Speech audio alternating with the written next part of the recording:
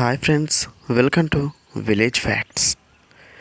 వేసవికాలంలో చాలామందిని వేధించే సమస్య సెగగడ్డలు.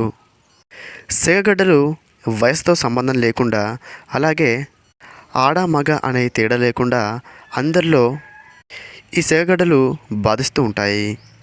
కానీ ముఖ్యంగా 14, 15, 16 ఈ వయసుల వారిలో ఈ సెగగడ్డల సమస్య ఎక్కువగా ఉంటుంది. ఈ సెగగడ్డలు శరీరంలో ఎక్కడైనా రావచ్చు. చేతిపైన కానీ, కాలుపైన కానీ, వెనక భాగంలో కానీ ఎక్కువగా కనిపిస్తూ ఉంటాయి. ఈ సెగగడ్డలు రావడానికి ముఖ్య కారణం ఈ వేసవికాలంలో శరీరంలో విపరీతమైన వేడి పెరిగిపోవడం అని చెప్పవచ్చు. శరీరంపై ఒక చిన్న కురుపులాగా ఏర్పడి దాని పరిమాణం పెంచుకొని ఒక గడ్డలాగా ఏర్పడుతుంది. దాని నుండి చీము కారుతూ దుర్బలమైన వాసనను కలిగిస్తూ విపరీతమైన నొప్పిని కూడా కలిగిస్తుంది. అందులో నుండి చీము మరియు రక్తము స్రవంలాగా బయటికి కారుతూ ఉంటుంది.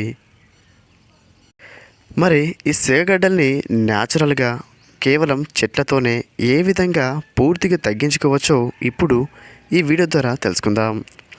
ఈ సెగగడ్డల్ని తగ్గించడంలో నల్లారం చెట్టు ఎంతగానో ఉపయోగపడుతుంది.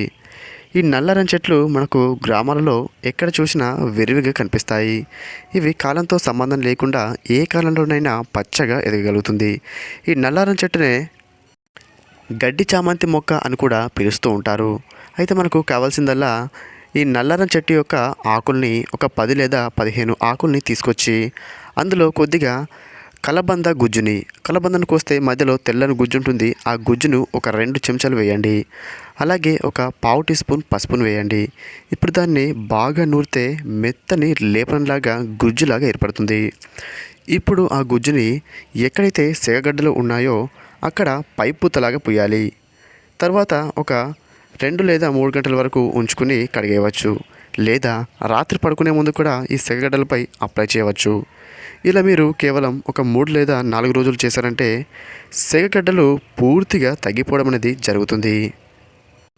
ఫ్రెండ్స్, తెలుసుకున్నారు కదా సెగగడ్డల్ని పూర్తిగా ఏ విధంగా తగ్గించుకోవచ్చో. ఈ వీడియో మీకు నచ్చినట్లయితే ఈ వీడియోని లైక్ చేసి షేర్ చేయండి.